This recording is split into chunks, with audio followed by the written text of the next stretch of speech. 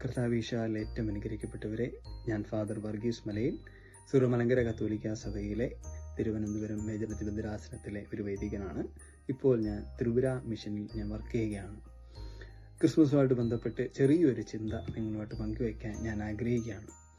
ഞാൻ ആദ്യമായിട്ട് ഫ്ലൈറ്റിൽ കയറാൻ പോകുന്ന സമയം വളരെ ക്യൂരിയോസിറ്റിയോട് കൂടി എല്ലാം നോക്കി കാണുകയാണ്. അപ്പോൾ എയറോ ബ്രിഡ്ജ് വഴി നടന്നു പോകുമ്പോഴത്തേക്ക് ഈ വിമാനങ്ങളിൽ ഇന്ധനം നിറയ്ക്കുന്ന വലിയ ടാങ്കർ ലോറികളെ കണ്ടു. അപ്പോൾ ഇന്ത്യൻ ഓയിലിൻ്റെ ചെറിയൊരു പരസ്യം, ഒരു ക്യാപ്ഷൻ എല്ലാവരും ശ്രദ്ധിച്ചിട്ടുണ്ടായിരിക്കും. അതായത് അവർ ground works takes you fly high, ഇപ്രകാരം അതായത് ഭൂമിയിലുള്ള നമ്മുടെ പ്രവർത്തനം നിങ്ങളെ പറക്കാനായിട്ട് നിങ്ങളെ സഹായിക്കുന്നു. അപ്പോൾ ഇതാണ് എനിക്ക് പെട്ടെന്ന് ക്രിസ്മസുമായിട്ട് ചിന്തിച്ചപ്പോൾ പെട്ടെന്നൊരു ചിന്ത മനസ്സിലേക്ക് വന്നത്. അതായത് ഈ ക്രിസ്റ്റോളജി പഠിപ്പിക്കുമ്പോഴത്തേക്ക് ഞങ്ങളെ പഠിപ്പിച്ച സെബാസ്റ്റ്യൻ പുല്ലാട്ടച്ചൻ എപ്പോഴും പറയും, അവൻ തന്നെ ശൂന്യവത്കരിച്ച് അവൻ ഭൂമിയിലേക്ക് ദാസന്റെ രൂപത്തിൽ ഇറങ്ങി വന്നു എന്ന്.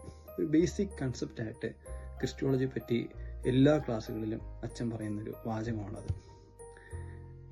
ഓരോ ക്രിസ്മസിലും നമ്മൾ ഓർക്കുന്നതും ഇത് തന്നെയല്ലേ? ഒരു ഗ്രൗണ്ട് വർക്കിന് വേണ്ടിയിട്ടല്ലേ തന്നെ ശൂന്യവത്കരിച്ചുകൊണ്ട് അവൻ ഭൂമിയിലേക്ക് ഇറങ്ങി വന്നത്. തൻ്റെ ജീവിതത്തിലൂടെ ഈ ഭൂമിയിലുള്ള നമ്മുടെ ജീവിതം എപ്രകാരമായിരിക്കണമെന്ന് ഈശോ നമുക്ക് കാണിച്ചു തന്നു.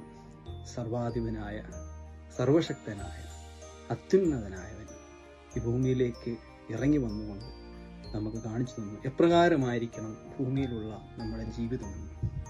ഓരോ ക്രിസ്മസും നമ്മൾ ആഘോഷിക്കുമ്പോൾ നമ്മെ ഓർമ്മപ്പെടുത്തുന്നതും ഇത് തന്നെയാണ്.